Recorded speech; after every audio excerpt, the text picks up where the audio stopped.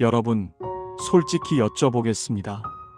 지금 혹시 이달의 월급은 스쳐 지나가는 바람일 뿐이라고 느끼고 계시진 않습니까? 오늘도 깊은 밤 쉽사리 잠을 이루지 못하고 계십니까? 머리맡에 휴대폰을 켜고 통장 잔고를 한 번 더 들여다보는 순간 0에 가까운 숫자가 주는 압박감에 가슴이 답답하시진 않으신가요? 밀려오는 청구서의 목록을 보며 막막함이 아닌 분노마저 느껴지실지도 모르겠습니다. 당장 다음 달 월세는 어떻게 충당할까? 아이들 학원비는, 혹시 모를 부모님 병원비는, 50이자, 이런 무거운 생각들이 꼬리에 꼬리를 물고 여러분의 소중한 밤을 온전히 잠식하고 있는 것은 아닌지요? 재정적인 어려움 앞에서 우리는 왜 이렇게 한없이 초라해지는 걸까요? 38자 남들보다 더 열심히 일해도 늘 제자리인 것 같고, 아무리 아껴도 예상치 못한 지출에 밑빠진 독에 물 붓기처럼 느껴지는 날들의 연속은 아닌가요? 그렇게 하루하루가 버겁고 내일이 두렵습니다.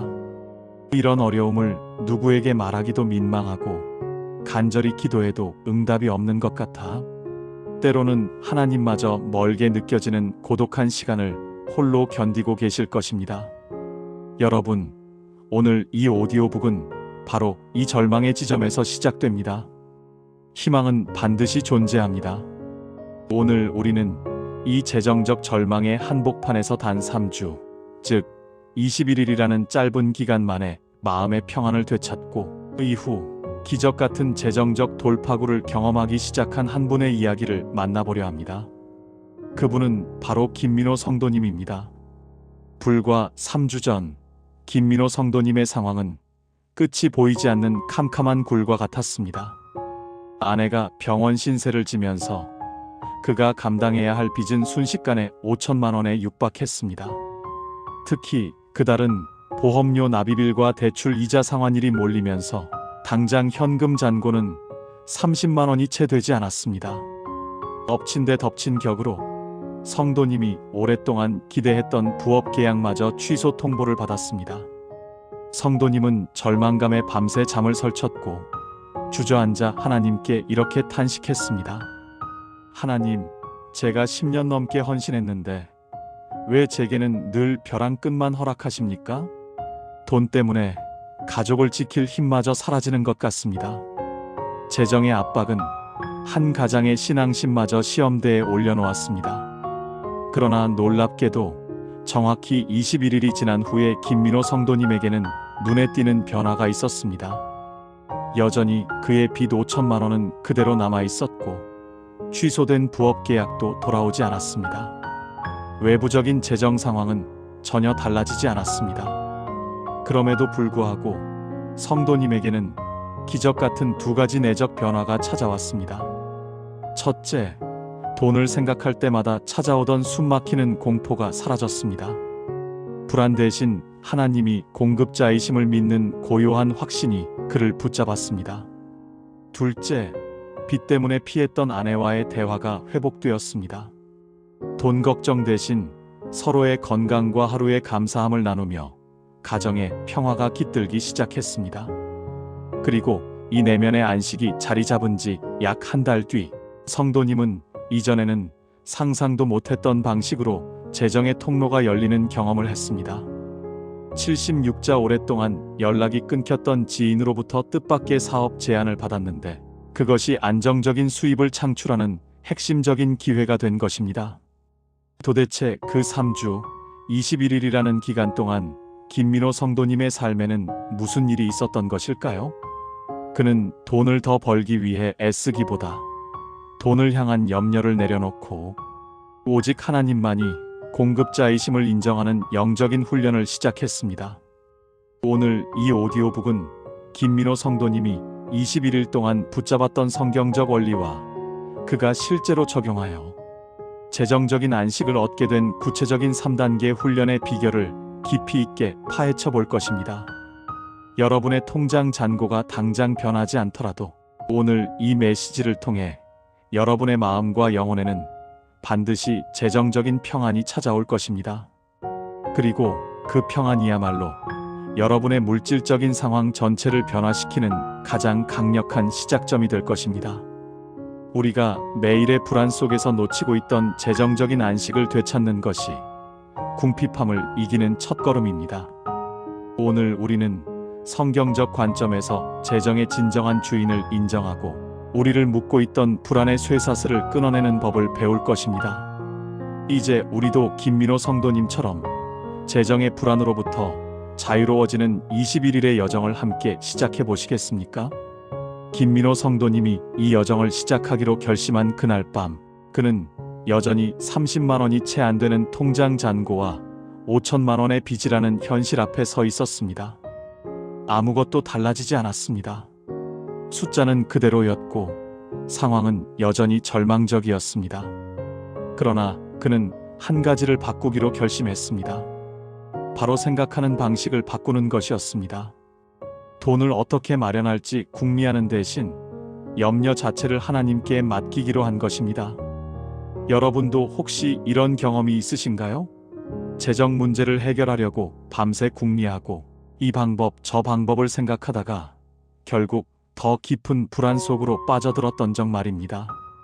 우리는 해결책을 찾으려 애쓰지만 정작 우리가 먼저 해야 할 일은 그 염려를 내려놓는 것입니다. 김민호 성도님도 처음에는 이것이 너무나 막연하게 느껴졌습니다. 염려를 내려놓으라고? 그게 어떻게 가능한가? 빚은 현실인데 어떻게 걱정하지 않을 수 있는가?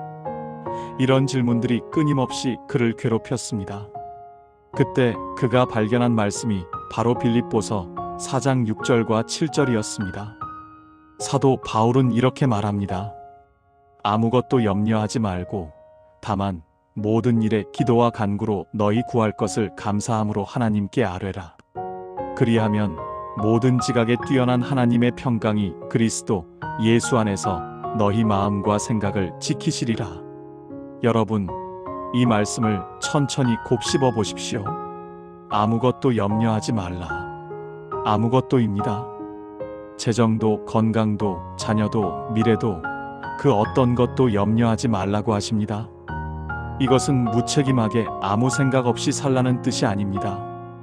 오히려 염려의 주인을 바꾸라는 명령입니다. 내가 염려의 주인이 되지 말고 하나님을 염려의 주인으로 모시라는 것입니다. 우리가 무언가를 염려한다는 것은 사실 그것을 내 힘으로 해결해야 한다고 믿는다는 뜻입니다.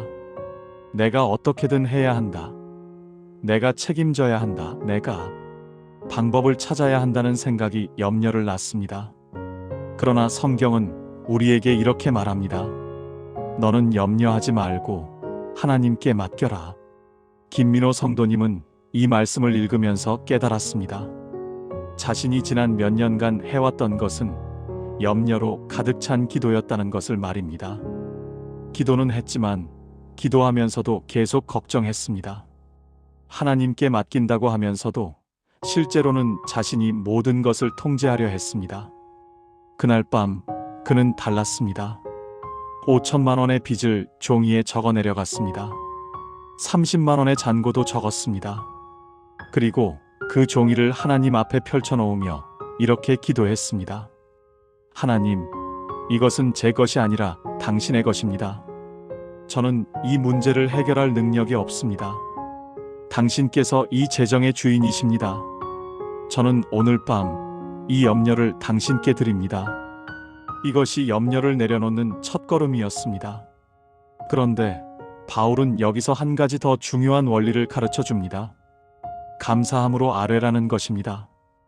왜 감사가 중요할까요? 감사는 하나님의 신실하심을 인정하는 행위입니다. 아직 응답을 받지 못했어도, 아직 상황이 변하지 않았어도 하나님께서 반드시 선하게 인도하실 것을 믿고 미리 감사하는 것입니다.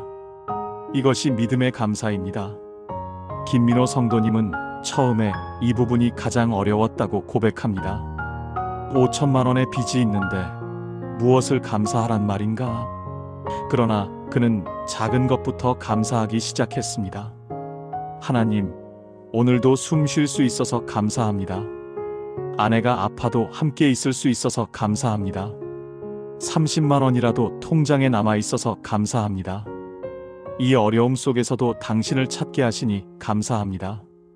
이런 작은 감사들이 쌓이면서 그의 마음에 놀라운 변화가 일어나기 시작했습니다. 빚의 크기가 점점 작아 보이기 시작했습니다. 아니, 정확히 말하면 하나님의 크심이 점점 더 커 보이기 시작한 것입니다. 감사는 우리의 시선을 바꿉니다. 문제에서 하나님께로, 부족함에서 은혜로, 두려움에서 신뢰로 우리의 초점을 옮겨 놓습니다. 그리고 그 순간 7절의 약속이 이루어지기 시작합니다. 모든 지각에 뛰어난 하나님의 평강이 우리의 마음과 생각을 지키기 시작하는 것입니다. 김민호 성도님의 첫 번째 주는 극적인 재정적 변화가 없었습니다.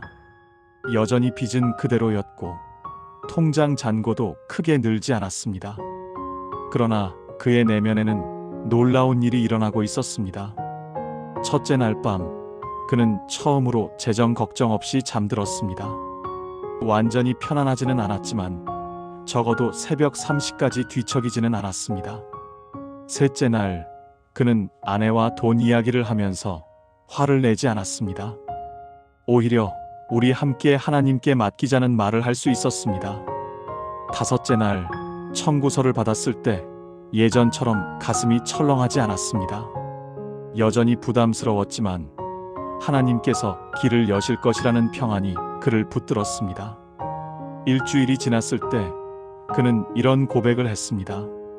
돈은 그대로인데 제 마음이 변했습니다. 빚이 저를 짓누르는 것이 아니라 제가 빈 위에 서 있는 것 같습니다. 이것이 바로 말씀이 주는 평강인가 봅니다. 여러분, 이것이 바로 21일 여정의 시작입니다. 극적인 기적이 아니라 작은 평안의 씨앗이 마음에 심어지는 것입니다. 그리고 이 씨앗이 자라나면 결국 외적인 상황까지도 변화시키는 능력이 됩니다. 사실 바울이 빌립보서를 기록할 당시의 상황도 김민호 성도님과 크게 다르지 않았습니다. 바울은 로마의 감옥에 갇혀 있었습니다. 내일의 생사도 확실치 않은 상황이었습니다. 그런데 그는 이 편지에서 기쁨과 평안을 이야기합니다. 어떻게 그럴 수 있었을까요? 바로 그가 염려의 주인을 바꿨기 때문입니다. 자신이 문제를 책임지는 것이 아니라 하나님께서 모든 것을 책임지신다는 것을 깨달았기 때문입니다. 이것은 단순한 긍정적 사고가 아닙니다. 현실을 부정하는 것도 아닙니다. 오히려 가장 현실적인 신앙입니다. 우리가 아무리 걱정하고 애써도 우리의 능력은 한계가 있습니다. 그러나 하나님의 능력은 무한합니다. 그분께서 공급자이시고 그분께서 길을 여시는 분이십니다. 우리가 해야 할 일은 염려하는 것이 아니라 신뢰하는 것입니다. 맡기는 것입니다. 그리고 감사하는 것입니다. 오늘 밤 여러분도 김민호 성도님의 첫날 밤을 경험해 보시기 바랍니다. 여러분의 재정 상황을 종이에 적어 보십시오. 그리고 그것을 하나님 앞에 펼쳐 놓으십시오. 그리고 이렇게 고백하십시오. 하나님, 이것은 당신의 것입니다. 저는 오늘 밤 이 염려를 당신께 드립니다. 그리고 작은 것이라도 감사할 것을 찾아보십시오. 숨 쉬고 있는 것, 가족이 함께 있는 것, 오늘 하루를 무사히 마친 것, 이 말씀을 듣고 있는 것, 무엇이든 좋습니다. 감사하십시오. 그러면 빌립보서 4장 7절의 약속대로 모든 지각에 뛰어난 하나님의 평강이 여러분의 마음과 생각을 지키기 시작할 것입니다. 이것이 재정 회복의 첫걸음입니다. 돈이 먼저 변하는 것이 아니라 마음이 먼저 변합니다. 염려가 평안으로 바뀝니다. 두려움이 신뢰로 바뀝니다. 그리고 그 평안과 신뢰가 여러분의 삶 전체를 변화시키기 시작할 것입니다. 이제 다음 밤으로 넘어가 보겠습니다. 김민호 성도님이 경험한 두 번째 단계는 무엇이었을까요? 계속해서 함께 걸어가 보시겠습니까? 김민호 성도님의 여정이 2주차에 접어들었을 때 그는 또 다른 중요한 벽에 부딪혔습니다. 염려를 내려놓는 법은 배웠지만 여전히 마음 한구석에는 불안이 남아 있었습니다. 통장 잔고는 여전히 바닥이었고 다음 달 대출 이자 납입일이 다가오고 있었습니다. 평안을 경험하긴 했지만 그것이 오래 지속되지 않았습니다. 아침에는 평안했다가도 청구서 문자를 받는 순간 다시 불안이 밀려왔습니다. 그날 저녁 그는 아내와 대화를 나누다가 문득 깨달았습니다. 자신이 여전히 재정 상황 자체에 마음을 두고 있다는 것을 말입니다. 통장에 돈이 조금이라도 들어오면 마음이 가벼워지고 돈이 나가면 다시 무거워졌습니다. 그의 평안은 여전히 돈의 양에 달려 있었던 것입니다. 이것은 진정한 자유가 아니었습니다. 그는 다시 빌립보서를 펼쳤습니다. 이번에 그의 눈에 들어온 구절은 4장 11절부터 13절까지였습니다. 바울은 이렇게 고백합니다. 내가 궁핍해서 말하는 것이 아니라 어떤 형편에든지 자족하기를 배웠기 때문이라고 말입니다. 비천에 처할 줄도 알고 풍부에 처할 줄도 알며 배부름과 배고픔과 풍부와 궁핍에도 처할 줄 아는 비결을 배웠다고 합니다. 여러분, 이 대목에서 주목해야 할 단어가 있습니다. 바로 배웠다는 표현입니다. 자족은 저절로 주어지는 것이 아니었습니다. 바울도 배워야 했습니다.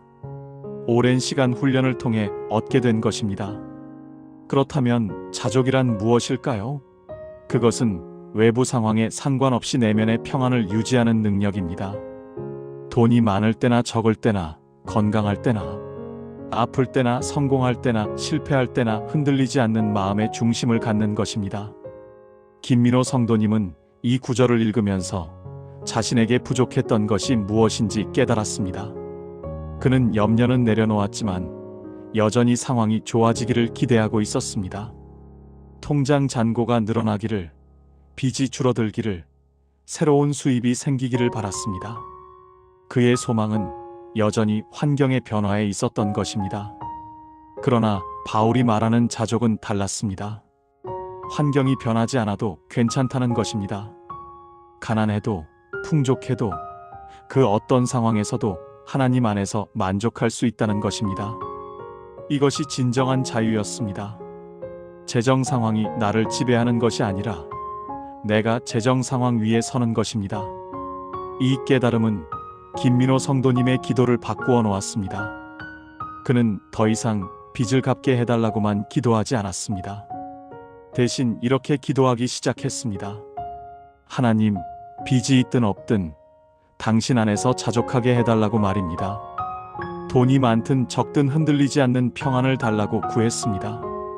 환경의 변화가 아니라 마음의 변화를 구한 것입니다. 놀랍게도 이 기도가 그의 삶을 완전히 바꾸어 놓았습니다. 2주차가 지나갈 무렵 그는 청구서를 받아도 예전처럼 가슴이 뛰지 않았습니다. 통장 잔고를 확인해도 불안하지 않았습니다. 물론 여전히 돈은 필요했고 빚은 갚아야 했습니다. 그러나 그것이 더 이상 그를 지배하지 못했습니다. 그는 진정으로 자유로워지기 시작했습니다. 그의 아내도 이 변화를 느꼈습니다. 남편이 돈 이야기를 할 때 더 이상 긴장하지 않았습니다. 오히려 함께 하나님께 감사하는 시간이 늘어났습니다. 30만 원으로 일주일을 버틴 것에 감사했고 예상치 못한 작은 수입이 생긴 것에 감사했습니다. 그들의 대화 주제가 돈 걱정에서 하나님의 은혜로 바뀌었습니다. 그런데 바울은 13절에서 자족의 비밀을 밝힙니다. 내게 능력 주시는 자 안에서 내가 모든 것을 할 수 있다고 고백합니다. 자족은 자기 수양이나 정신력으로 되는 것이 아니었습니다. 그리스도 안에서 그분의 능력으로 가능한 것이었습니다. 우리가 자족할 수 있는 이유는 우리 안에 그리스도께서 살아계시기 때문입니다. 김민호 성도님은 이 진리를 체험하기 시작했습니다. 혼자서는 불가능했던 평안이 그리스도 안에서 가능해졌습니다. 자신의 힘으로는 두려움을 이길 수 없었지만 주님의 능력으로 두려움 위에 설 수 있었습니다. 이것이 바로 그리스도인의 능력이었습니다. 내 능력이 아니라 내 안에 계신 그분의 능력입니다. 3주차에 접어들면서 그는 완전히 달라진 사람이 되어 있었습니다. 외부적으로는 아무것도 변하지 않았습니다. 빚은 여전히 5천만 원이었고 통장 잔고도 크게 늘지 않았습니다. 그러나 그의 내면은 완전히 변화되어 있었습니다. 재정 상황이 그를 흔들지 못했습니다. 그는 진정으로 자유로운 사람이 되었습니다. 여러분, 이것이 바로 하나님께서 원하시는 것입니다. 우리가 환경에 지배당하지 않는 것입니다. 돈이 많을 때만 평안하고 적을 때 불안한 삶이 아니라 언제나 하나님 안에서 자족하는 삶입니다. 이것은 체념이 아닙니다. 포기도 아닙니다. 오히려 가장 강력한 영적 능력입니다. 자족하는 사람은 세상이 흔들 수 없습니다. 재정이 그를 지배할 수 없고 환경이 그를 무너뜨릴 수 없습니다. 왜냐하면 그의 기쁨과 평안이 외부 조건에 달려있지 않기 때문입니다. 그의 만족은 하나님께로부터 나옵니다.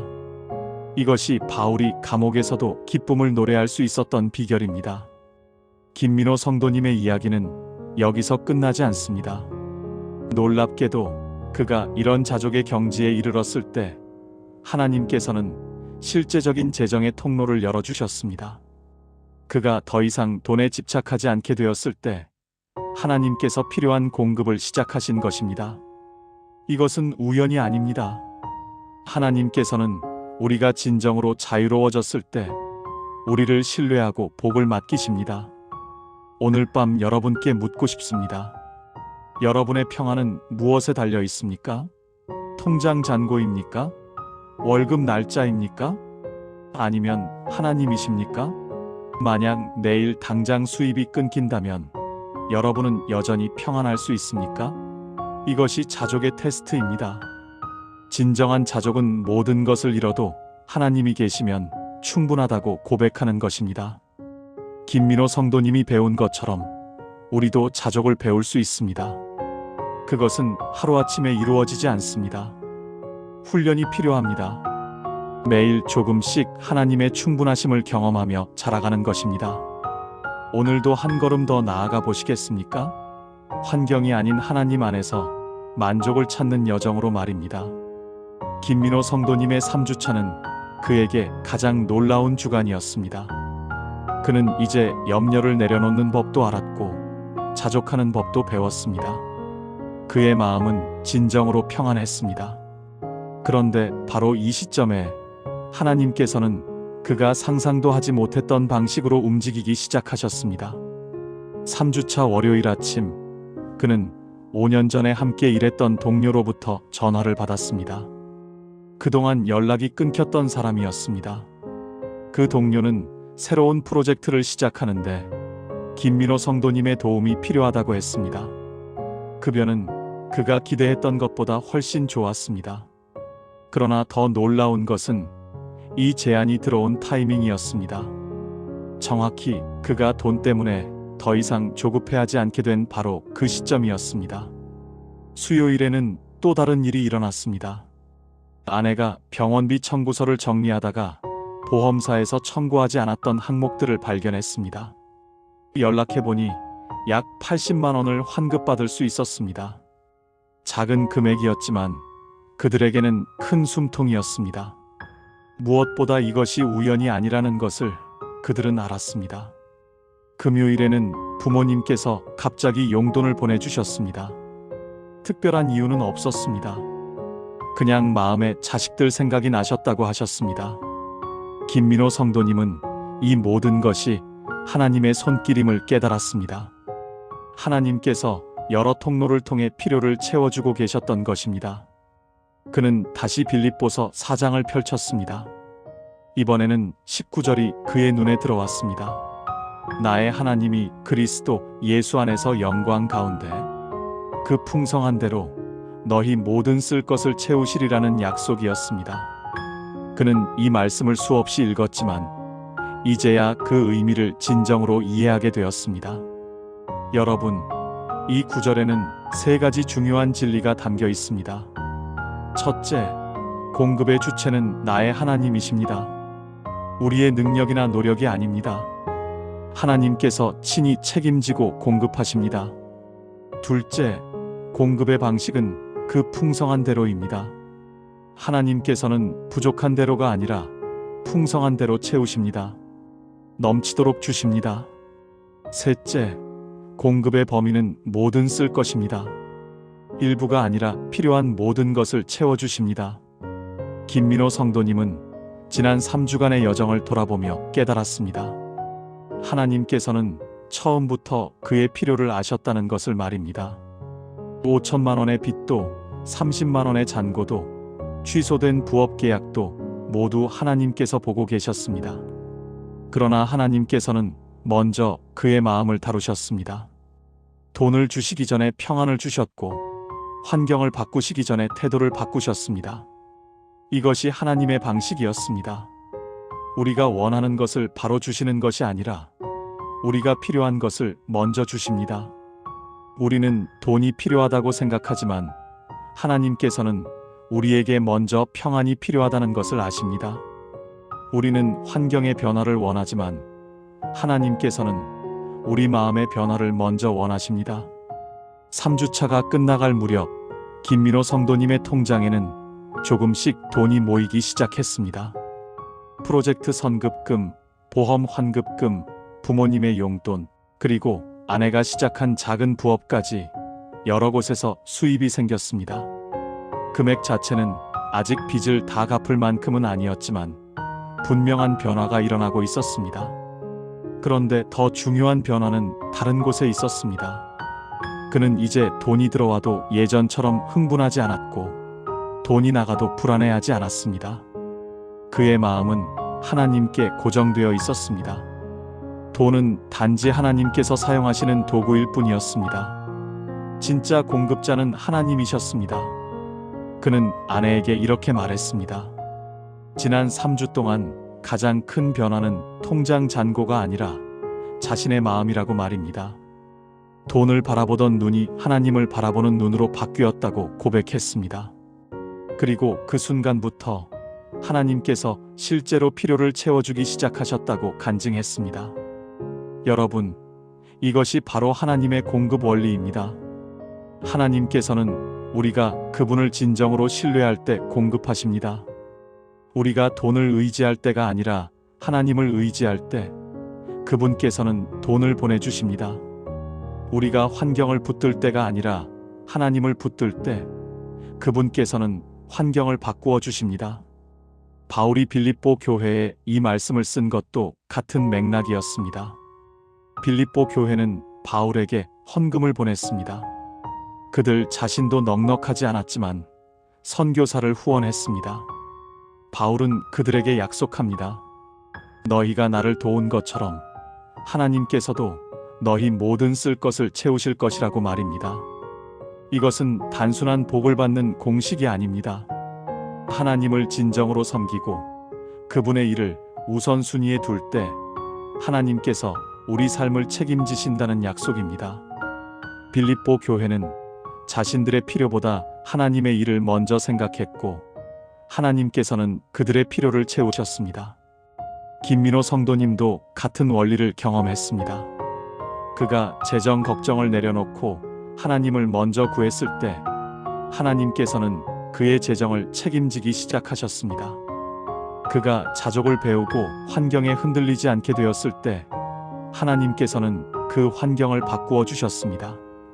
이것이 하나님의 방식입니다. 4주차로 접어들면서 그는 완전히 새로운 사람이 되어 있었습니다. 21일이 지났고 그가 처음 기도했던 모든 것이 이루어지고 있었습니다. 아직 5천만 원의 빚이 모두 해결된 것은 아니었지만 분명한 길이 보이기 시작했습니다. 그리고 무엇보다 그는 이제 빚이 있든 없든 평안할 수 있는 사람이 되었습니다. 오늘 밤 여러분께도 같은 약속이 주어집니다. 나의 하나님이 그리스도 예수 안에서 영광 가운데 그 풍성한 대로 너희 모든 쓸 것을 채우시리라는 약속입니다. 이것은 2000년 전 빌립보 교회만을 위한 약속이 아닙니다. 지금 이 순간 여러분을 위한 살아있는 약속입니다. 하나님께서는 여러분의 필요를 아십니다. 여러분의 빚도, 여러분의 걱정도, 여러분의 두려움도 모두 보고 계십니다. 그리고 그분께서는 채우기를 원하십니다. 단지 여러분이 그분을 진정으로 신뢰할 때까지 기다리고 계실 뿐입니다. 환경이 아닌 하나님을 붙들 때까지, 돈이 아닌 하나님을 의지할 때까지 말입니다. 김민호 성도님의 이야기는 계속됩니다. 그러나 이제 여러분의 이야기가 시작될 차례입니다. 오늘 밤 빌립보서 4장 19절을 붙들고 기도해 보십시오. 하나님께서 여러분의 모든 쓸 것을 채워주실 것을 믿으십시오. 그리고 지켜보십시오.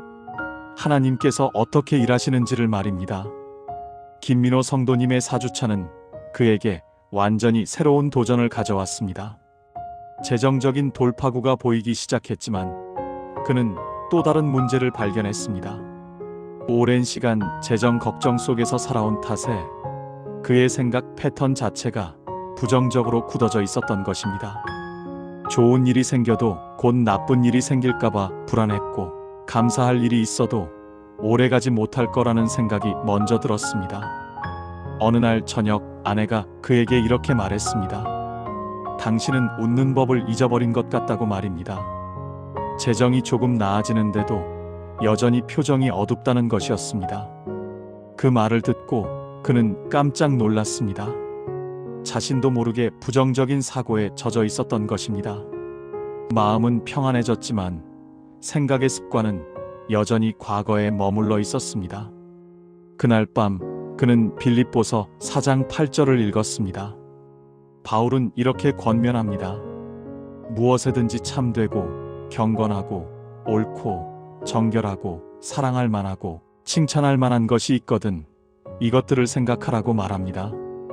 이 구절은 그에게 큰 깨달음을 주었습니다. 평안한 마음만으로는 부족했습니다. 생각까지 바꾸어야 했습니다. 여러분, 우리의 생각은 우리의 현실을 만듭니다. 무엇을 생각하느냐에 따라 우리의 감정이 달라지고 우리의 행동이 달라지고 결국 우리의 삶이 달라집니다. 만약 우리가 항상 부족함을 생각한다면 우리는 부족함 속에 살게 됩니다. 그러나 우리가 하나님의 공급하심을 생각한다면 우리는 풍성함 속에 살게 됩니다. 김민호 성도님은 의도적으로 생각을 바꾸기 시작했습니다.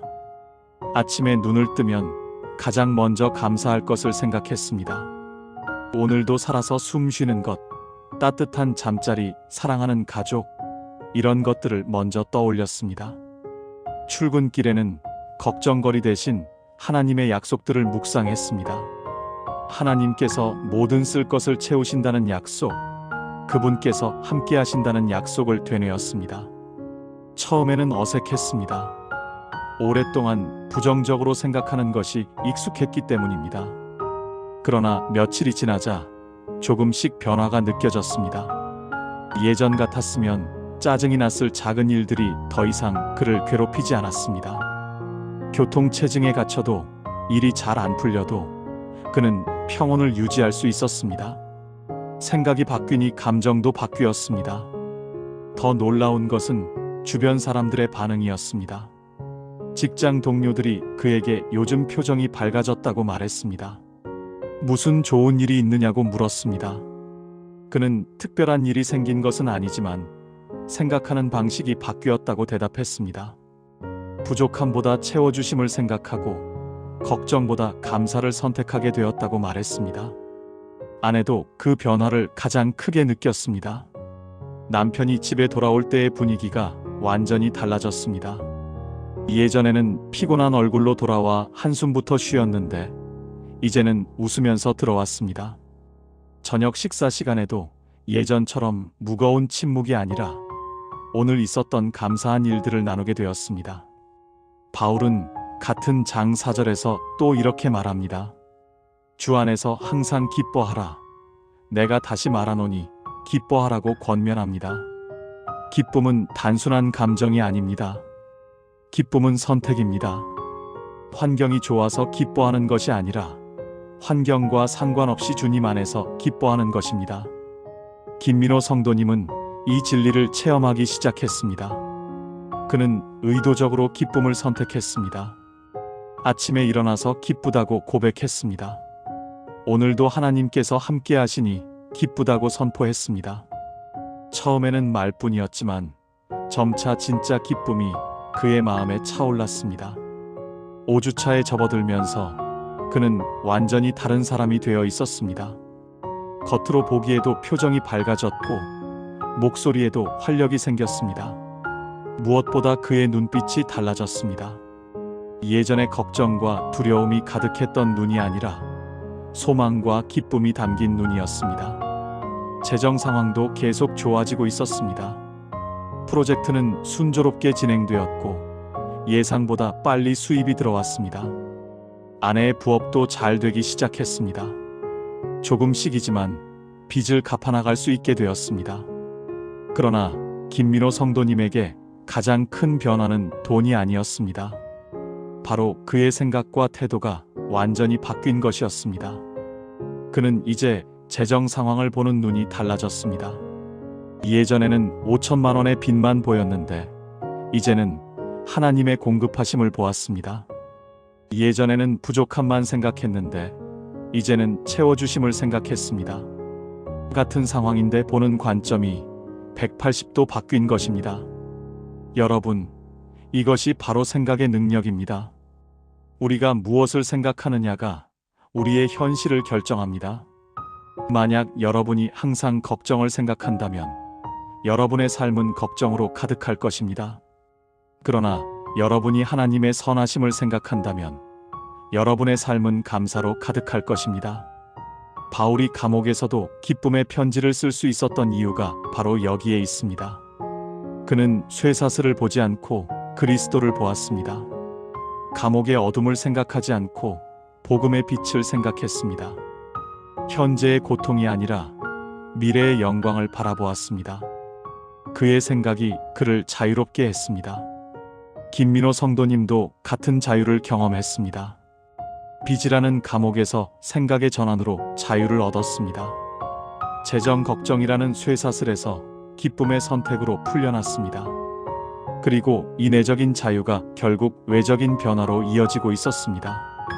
오늘 밤 여러분께 묻고 싶습니다. 여러분은 무엇을 생각하고 계십니까? 부족함입니까? 아니면 공급하심입니까? 문제입니까? 아니면 약속입니까? 두려움입니까? 아니면 믿음입니까? 여러분의 생각이 여러분의 내일을 만듭니다. 빌립보서 4장 8절의 말씀을 기억하십시오. 참되고 경건하고 옳고 정결하고 사랑할 만하고 칭찬할 만한 것을 생각하라는 명령입니다. 이것은 단순한 긍정적 사고가 아닙니다.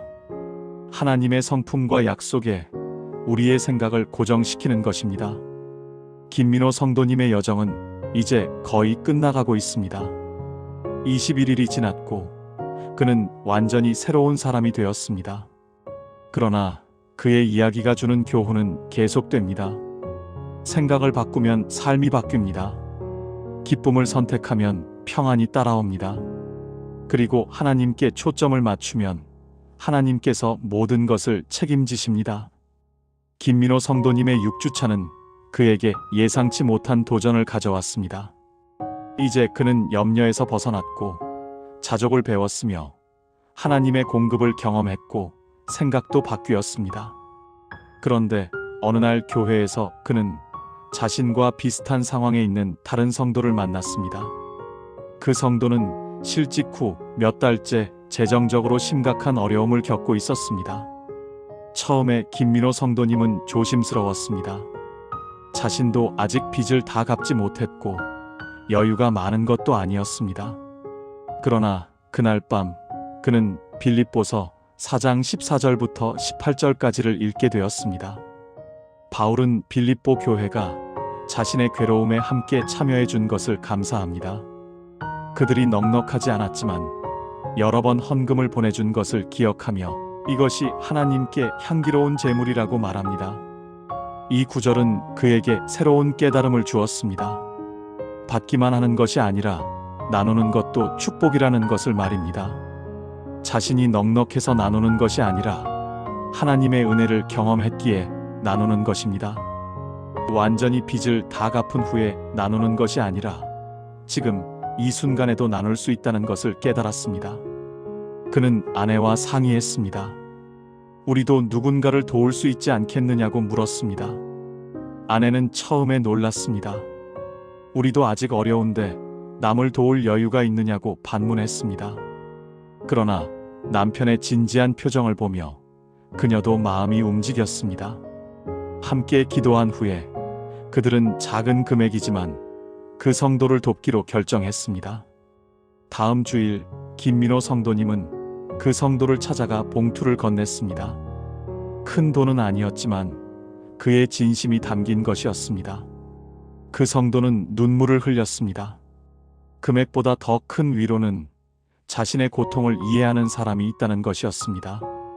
김민호 성도님은 자신의 지난 21일간의 이야기를 나누었습니다. 어떻게 염려에서 벗어났는지, 어떻게 평안을 얻었는지를 간증했습니다. 놀랍게도 그날 이후 김민호 성도님에게도 변화가 일어났습니다.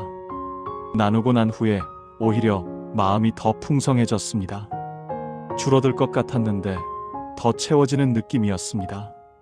며칠 후 예상치 못한 곳에서 보너스가 들어왔습니다. 그가 도왔던 금액의 몇 배나 되는 수입이었습니다. 여러분, 이것이 하나님의 경제 원리입니다. 세상의 경제는 쥐고 있어야 많아진다고 가르칩니다. 그러나 하나님의 경제는 나눌수록 풍성해진다고 말합니다.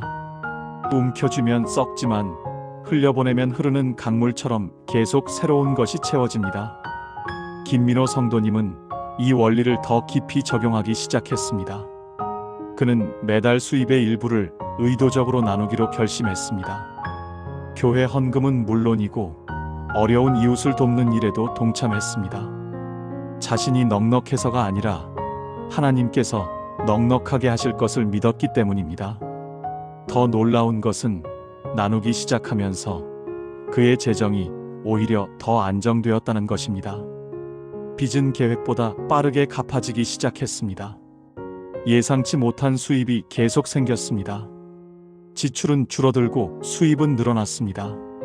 그는 이것을 우연이라고 생각하지 않았습니다. 하나님께서 나누는 자를 축복하시는 것임을 알았습니다. 빌립보서 4장 9절에서 바울은 이렇게 권면합니다. 너희가 내게서 배우고 받고 듣고 본 바를 행하라.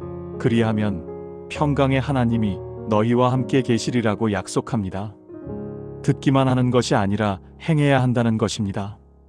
배운 것을 실천할 때 평강이 임한다는 것입니다. 김민호 성도님은 지난 몇 주간 많은 것을 배웠습니다. 염려를 내려놓는 법, 자족하는 법, 생각을 바꾸는 법을 배웠습니다. 그러나 이제 그는 한 걸음 더 나아갔습니다. 배운 것을 실천하기 시작한 것입니다. 더 이상 지식으로만 머무는 것이 아니라 삶으로 옮기기 시작했습니다. 그는 매일 아침 감사 목록을 작성했습니다. 하루를 시작하기 전에 감사할 것 3가지를 적었습니다. 작은 것이라도 감사했습니다. 이것이 그의 하루를 바꾸어 놓았습니다. 저녁에는 하루를 되돌아보며 하나님께서 공급하신 것들을 기록했습니다. 눈에 보이는 것부터 보이지 않는 것까지 모든 은혜를 세었습니다.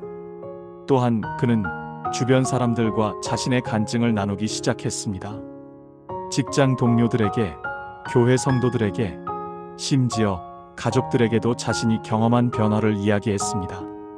처음에는 부끄러웠지만 점점 자연스러워졌습니다. 그의 간증을 들은 사람들도 변하기 시작했습니다. 몇몇은 그에게 조언을 구했고 어떤 이들은 함께 기도하자고 제안했습니다.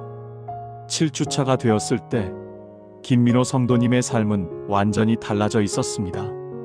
재정적으로도 많이 나아졌지만 그보다 더 큰 변화는 그의 삶의 방식이었습니다.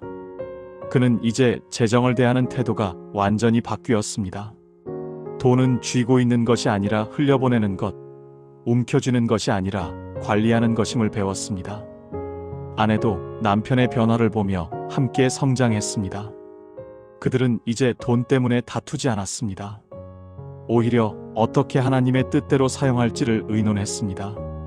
저축은 얼마나 할지, 헌금은 얼마나 할지, 이웃을 돕는 데는 얼마를 쓸지를 함께 기도하며 결정했습니다. 그들의 자녀들도 부모의 변화를 느꼈습니다. 집안 분위기가 밝아졌고 부모님의 얼굴에 웃음이 돌아왔습니다. 아이들은 부모가 교회에서 누군가를 돕는 것을 보면서 나눔의 의미를 배워갔습니다. 가정 전체가 하나님의 은혜 안에서 회복되고 있었습니다. 여러분, 믿음은 단순히 마음으로 믿는 것이 아닙니다. 행동으로 옮겨질 때 진짜 믿음입니다.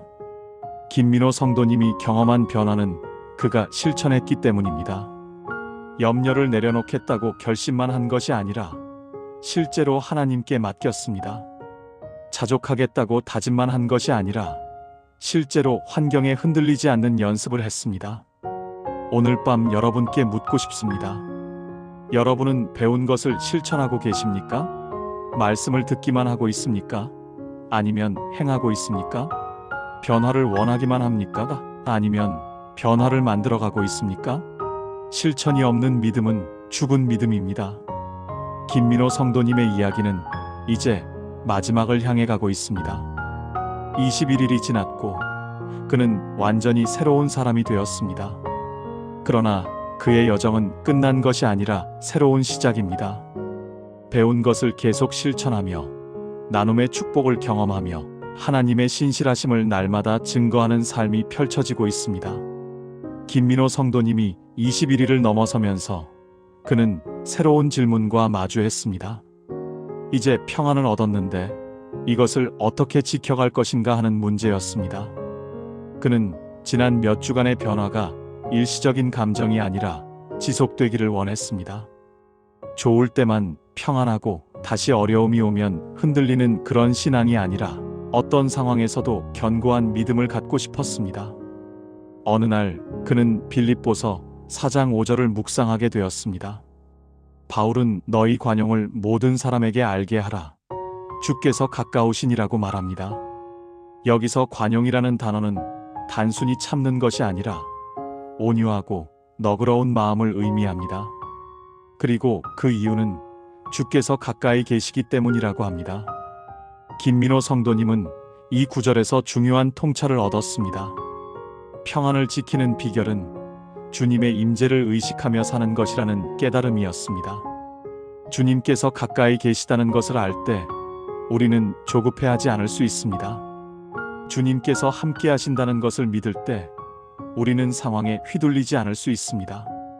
그는 매일의 삶에서 주님의 임재를 의식하는 연습을 시작했습니다. 아침에 눈을 뜰 때 주님께서 함께 하심을 고백했습니다. 출근할 때도 일할 때도 집으로 돌아올 때도 주님께서 동행하심을 기억했습니다. 어려운 일을 만나면 잠시 멈추고 주님께서 여기 계심을 되새겼습니다. 이러한 실천은 그의 삶을 완전히 바꾸어 놓았습니다.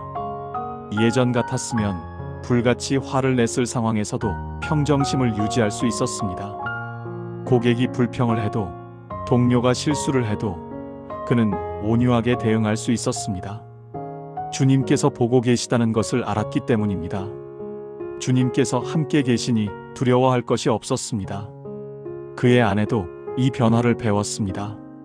남편이 가르쳐 준 대로 그녀도 하루 종일 주님의 임재를 의식하며 살기 시작했습니다. 아이들을 돌볼 때도 집안일을 할 때도 주님께서 함께 하심을 기억했습니다. 그러자 짜증이 줄어들고 감사가 늘어났습니다. 힘든 순간에도 평안을 유지할 수 있었습니다. 8주차가 되었을 때 김민호 성도님에게는 또 다른 시험이 찾아왔습니다. 그가 진행하던 프로젝트에 예상치 못한 문제가 생긴 것입니다. 클라이언트가 계약 조건을 변경하려 했고 그것은 수입의 감소를 의미했습니다. 예전 같았으면 패닉에 빠졌을 상황이었습니다. 그러나 이번에는 달랐습니다. 그는 잠시 조용한 곳으로 가서 기도했습니다. 주님, 지금 이 순간에도 당신께서 함께 계심을 믿습니다. 이 상황도 당신의 손 안에 있습니다. 저는 조급해하지 않고 당신의 인도하심을 기다리겠습니다. 이렇게 기도하고 나니 마음에 평안이 찾아왔습니다. 그는 냉정하게 상황을 분석하고 지혜롭게 대응할 수 있었습니다. 놀랍게도 며칠 후 상황이 예상치 못한 방향으로 풀렸습니다. 다른 클라이언트로부터 더 좋은 조건의 제안이 들어온 것입니다. 문제라고 생각했던 것이 오히려 더 큰 기회의 문을 여는 계기가 되었습니다. 김민호 성도님은 다시 한번 하나님의 신실하심을 경험했습니다. 이 경험은 그에게 중요한 교훈을 주었습니다. 평안을 지키는 것은 문제가 없는 상황을 만드는 것이 아니라 문제 속에서도 흔들리지 않는 것임을 깨달았습니다. 어려움이 올 때마다 주님께 의지하고 그분의 임재를 의식하며 그분의 때를 기다리는 것입니다. 그는 이제 교회에서 다른 성도들을 상담해 주기도 했습니다. 재정적 어려움으로 고통받는 이들에게 자신의 경험을 나누었습니다. 단순히 위로의 말만 하는 것이 아니라 구체적인 영적 원리들을 가르쳐 주었습니다. 염려를 내려놓는 법, 자족하는 법, 생각을 바꾸는 법, 나누는 법, 그리고 주님의 임재를 의식하며 사는 법을 나누었습니다. 그의 간증을 들은 많은 성도들이 변화되기 시작했습니다. 어떤 이는 21일 기도를 시작했고 어떤 이는 감사일기를 쓰기 시작했습니다. 김민호 성도님은 자신이 받은 은혜가 다른 사람들에게도 흘러가는 것을 보며 큰 기쁨을 느꼈습니다. 이것이 바로 하나님께서 원하시는 것임을 알았습니다. 9주차에 들어서면서 그는 자신의 변화를 정리해 보았습니다. 처음 시작할 때 그는 단지 빚을 갚고 싶었습니다. 돈이 생기기를 바랐습니다. 그러나 21일이 지난 지금 그가 얻은 것은 돈보다 훨씬 더 귀한 것들이었습니다. 평안, 자족, 기쁨, 지혜, 그리고 무엇보다 하나님과의 친밀한 관계였습니다. 재정적으로도 많은 진전이 있었습니다. 5천만 원의 빚 중 이미 3분의 1 이상을 갚았습니다. 남은 빚도 계획대로라면 1년 안에 모두 해결될 전망이었습니다. 통장 잔고도 이제는 30만 원이 아니라 수백만 원이 유지되고 있었습니다. 그러나 김민호 성도님에게 이런 숫자들은 더 이상 그를 지배하지 못했습니다. 그는 이제 진정으로 자유로운 사람이었습니다. 돈이 많든 적든 평안할 수 있는 사람, 환경이 좋든 나쁘든 기쁠 수 있는 사람, 어떤 상황에서도 하나님을 신뢰할 수 있는 사람이 되었습니다. 이것이 바로 진정한 부자였습니다. 통장 잔고가 많은 사람이 아니라 마음이 풍성한 사람이 진짜 부자였습니다. 그의 아내는 남편의 변화를 가장 가까이서 지켜본 증인이었습니다.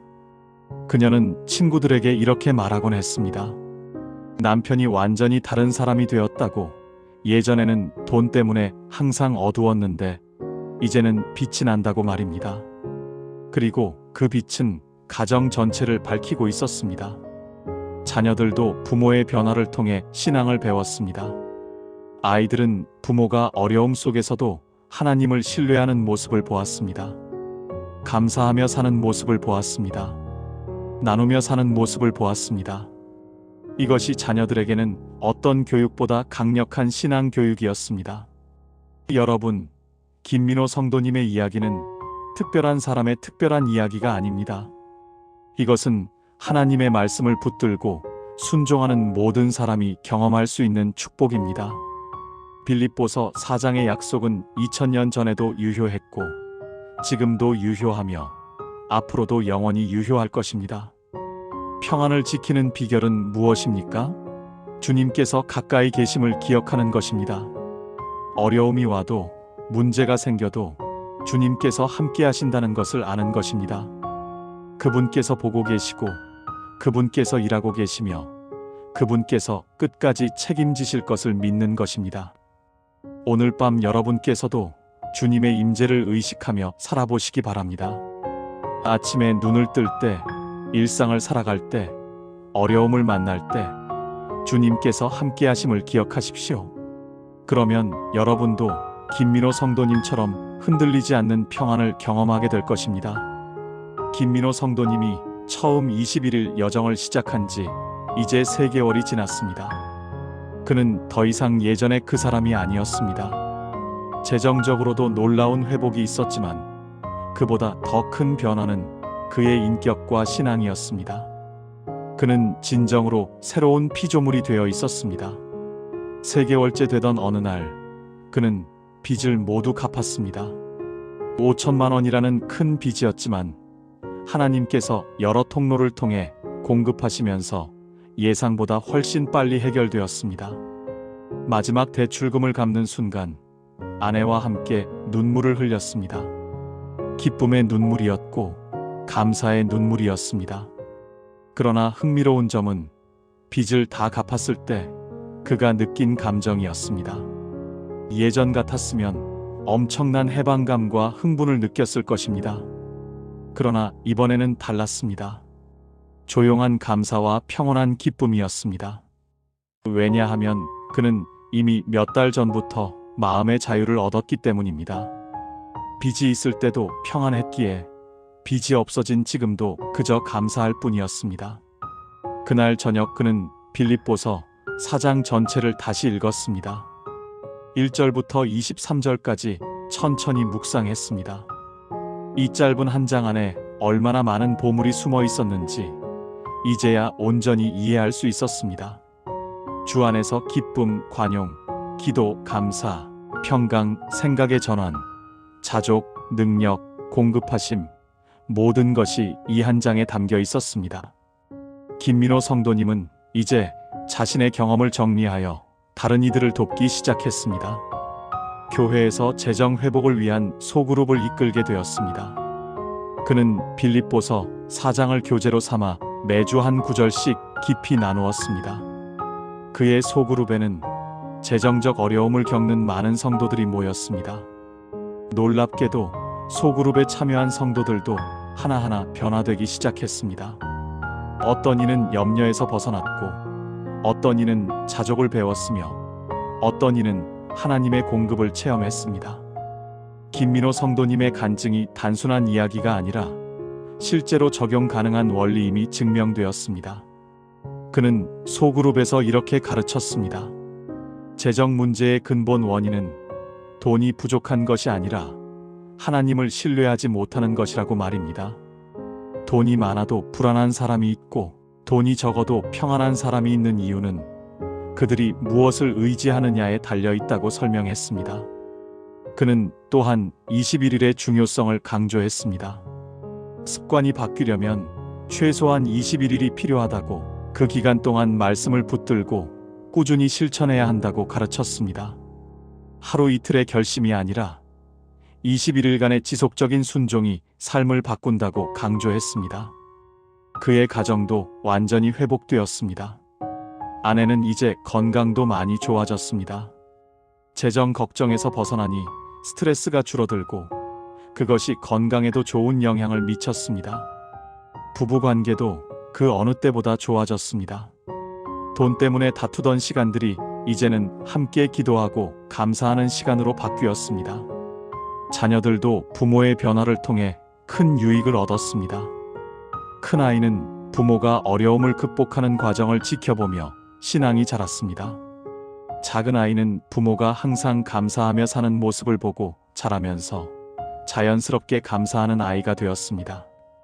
가정이 진정한 신앙 교육의 장이 되었습니다. 김민호 성도님은 이제 새로운 꿈을 꾸기 시작했습니다. 빚에서 벗어났으니 이제는 더 많은 사람을 도울 수 있겠다는 생각을 했습니다. 그는 재정적으로 어려운 가정들을 돕는 기금을 만들기로 결심했습니다. 매달 수입의 일부를 따로 모아서 정말 급하게 도움이 필요한 이웃을 돕기로 했습니다. 그는 또한 자신의 간증을 더 많은 사람들과 나누고 싶어 했습니다. 교회 안에서만이 아니라 교회 밖의 사람들에게도 이 복음을 전하고 싶었습니다. 그래서 작은 책자를 만들어 배포하기 시작했습니다. 빌립보서 4장 묵상과 자신의 간증을 담은 소책자였습니다. 놀랍게도 이 소책자가 많은 이들에게 큰 도움이 되었습니다. 교회에 다니지 않던 직장 동료 하나가 이 책자를 읽고 교회에 나오기 시작했습니다. 재정 문제로 고통받던 그 동료에게 김민호 성도님의 간증이 큰 희망이 되었던 것입니다. 4개월째에 접어들면서 김민호 성도님은 완전히 다른 삶을 살고 있었습니다. 같은 직장에 다니고 같은 집에 살고 같은 가족과 함께 있지만 모든 것이 새로워졌습니다. 그의 눈에 비치는 세상이 달라졌고 그가 세상을 대하는 태도가 달라졌으며 그가 살아가는 방식이 완전히 달라졌습니다. 그는 더 이상 돈을 걱정하지 않았습니다. 돈이 필요하면 기도했고 하나님께서 공급하실 것을 믿었습니다. 실제로 하나님께서는 필요한 때마다 필요한 만큼 채워주셨습니다. 때로는 예상치 못한 방법으로, 때로는 놀라운 타이밍에 공급이 이루어졌습니다. 그는 이제 진정한 의미에서 자유로운 사람이었습니다. 환경에 매이지 않는 자유, 돈에 지배당하지 않는 자유, 걱정에 사로잡히지 않는 자유를 누렸습니다. 이것이 바로 그리스도 안에서 누리는 참된 자유였습니다. 어느 날 그는 일기장을 꺼내 3개월 전의 기록을 읽어보았습니다. 그때의 절망과 두려움이 생생하게 기록되어 있었습니다. 그리고 지금의 감사와 기쁨을 적었습니다. 같은 사람이지만 완전히 다른 고백들이었습니다. 그는 하나님의 은혜가 얼마나 놀라운지 다시 한번 깨달았습니다. 그의 아내도 일기를 쓰고 있었습니다. 그녀는 이렇게 적었습니다. 남편이 변했다기보다는 진짜 남편의 모습을 회복한 것 같다고, 하나님께서 원래 창조하신 그 모습으로 돌아온 것 같다고 적었습니다. 죄와 염려가 덮어버렸던 하나님의 형상이 다시 드러난 것이라고 고백했습니다. 여러분, 김민호 성도님의 이야기는 여기서 끝이 아닙니다. 이것은 새로운 시작입니다. 21일의 여정이 평생의 축복으로 이어진 것입니다. 한때의 결심이 삶의 방식이 된 것입니다. 일시적인 변화가 영구적인 성품이 된 것입니다. 그가 배운 원리들은 이제 그의 삶에 깊이 뿌리내렸습니다. 염려를 내려놓는 것, 자족하는 것, 생각을 바꾸는 것, 나누는 것, 주님의 임재를 의식하는 것, 이 모든 것이 이제는 자연스러운 그의 생활 방식이 되었습니다. 오늘 밤 여러분께서도 같은 여정을 시작할 수 있습니다. 김민호 성도님이 걸었던 그 길을 여러분도 걸을 수 있습니다. 빌립보서 4장의 약속은 여러분을 위한 약속입니다. 21일만 이 말씀을 붙들고 순종해 보십시오. 여러분의 삶도 완전히 달라질 것입니다. 지금 여러분이 처한 상황이 아무리 절망적이어도 하나님께서는 길을 만드실 것입니다. 빚이 아무리 많아도, 걱정이 아무리 크고, 두려움이 아무리 깊어도 하나님의 능력이 더 크십니다. 그분께서는 여러분을 결코 포기하지 않으십니다. 여러분, 지금까지 우리는 김민호 성도님의 놀라운 21일 여정을 함께 걸어왔습니다. 5천만 원의 빚과 30만 원의 통장 잔고, 그리고 끝이 보이지 않는 절망 속에서 시작된 이 여정은 완전한 회복과 새로운 시작으로 이어졌습니다. 이제 우리가 배운 것들을 정리해 보겠습니다. 첫 번째 밤, 김민호 성도님은 염려를 내려놓는 법을 배웠습니다. 빌립보서 4장 6절과 7절의 말씀을 붙들고 재정 걱정을 하나님께 맡겼습니다. 아무것도 염려하지 말고 모든 것을 기도와 간구로 감사함으로 하나님께 아뢰는 것, 이것이 첫 번째 비결이었습니다. 그가 염려의 주인을 자신에서 하나님으로 바꾸었을 때 모든 지각에 뛰어난 하나님의 평강이 그의 마음과 생각을 지키기 시작했습니다. 두 번째 단계에서 그는 자족을 배웠습니다. 바울이 감옥에서 고백했던 그 자족 말입니다. 비천에 처할 줄도 알고 풍부에 처할 줄도 아는 것, 환경이 변하지 않아도 하나님 안에서 만족하는 것을 배웠습니다. 이것은 체념이 아니라 가장 강력한 영적 능력이었습니다. 그가 돈의 양에 흔들리지 않게 되었을 때 비로소 진정한 자유를 경험했습니다. 세 번째로 그는 하나님의 공급하심을 체험했습니다. 빌립보서 4장 19절의 약속이 그의 삶에서 이루어졌습니다. 나의 하나님이 그리스도 예수 안에서 영광 가운데 그 풍성한 대로 모든 쓸 것을 채우시는 것을 경험했습니다. 프로젝트 제안, 보험 환급, 예상치 못한 수입들이 여러 통로를 통해 들어왔습니다. 하나님께서는 그가 평안을 얻은 후에 실제적인 공급을 시작하셨습니다. 네 번째는 생각의 전환이었습니다. 빌립보서 4장 8절의 말씀대로 참되고 경건하고 옳고 정결하고 사랑할 만하고 칭찬할 만한 것을 생각하기 시작했습니다.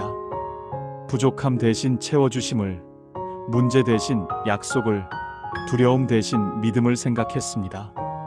생각이 바뀌니 감정이 바뀌었고 삶이 바뀌었습니다. 그는 의도적으로 기쁨을 선택했고 그 기쁨이 그의 얼굴과 태도를 완전히 바꾸어 놓았습니다. 다섯 번째로 그는 나눔의 축복을 배웠습니다. 아직 자신도 부족했지만 더 어려운 이웃을 돕기 시작했을 때 놀라운 일이 일어났습니다. 하나님의 경제 원리가 작동하기 시작한 것입니다. 나눌수록 더 채워지고 흘려보낼수록 더 많이 흘러들어왔습니다.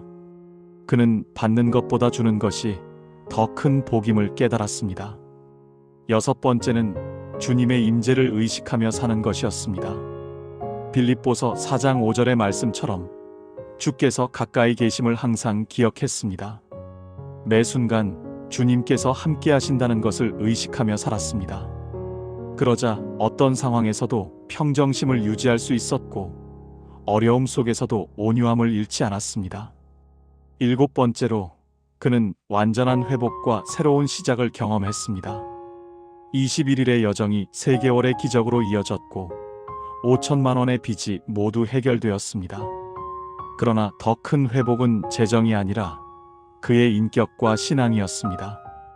그는 완전히 새로운 사람이 되었고 이제 다른 이들을 돕는 사람이 되었습니다. 여러분, 이것은 단순한 이야기가 아닙니다. 이것은 빌립보서 4장의 말씀이 실제로 적용될 때 일어나는 변화입니다. 김민호 성도님이 특별해서가 아닙니다. 하나님의 말씀이 특별하기 때문입니다. 그가 한 일은 단지 말씀을 믿고 순종한 것뿐이었습니다. 21일이라는 기간은 마법의 숫자가 아닙니다. 그러나 습관이 형성되고 생각이 바뀌는 데 필요한 최소한의 시간입니다.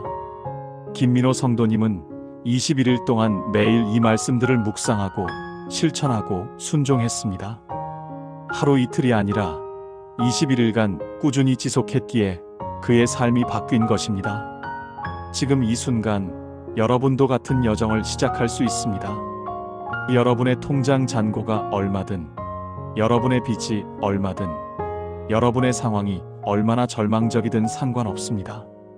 하나님께서는 여러분을 통해서도 같은 기적을 행하실 수 있습니다. 아니, 행하기를 원하십니다.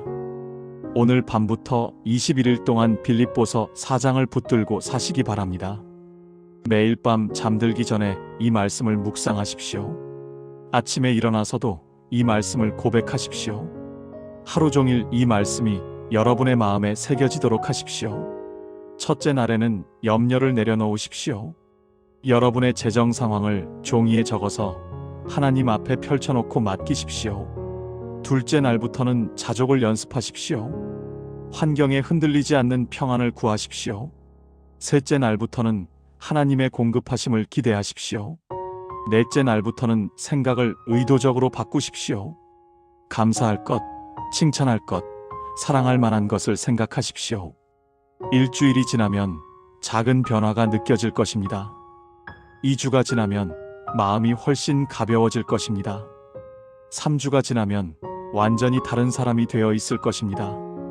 그리고 그 후로는 김민호 성도님처럼 하나님께서 실제적인 공급의 통로를 여시는 것을 경험하게 될 것입니다. 사랑하는 하나님 아버지, 오늘 밤 이 말씀을 듣는 모든 분들을 축복하여 주시옵소서. 재정의 어려움으로 고통받는 이들에게 소망을 주시고 염려로 잠 못 이루는 이들에게 평안을 주시옵소서. 이들이 21일 동안 이 말씀을 붙들고 순종할 때 김민호 성도님에게 행하셨던 것처럼 이들에게도 놀라운 변화를 일으켜 주시옵소서. 주님, 이들의 통장 잔고가 아니라 마음을 먼저 채워 주시옵소서. 돈이 아니라 평안을 먼저 주시옵소서. 환경의 변화보다 생각의 변화를 먼저 경험하게 하시옵소서. 그리고 그들이 진정으로 자유를 얻었을 때 실제적인 재정의 회복도 함께 주시옵소서.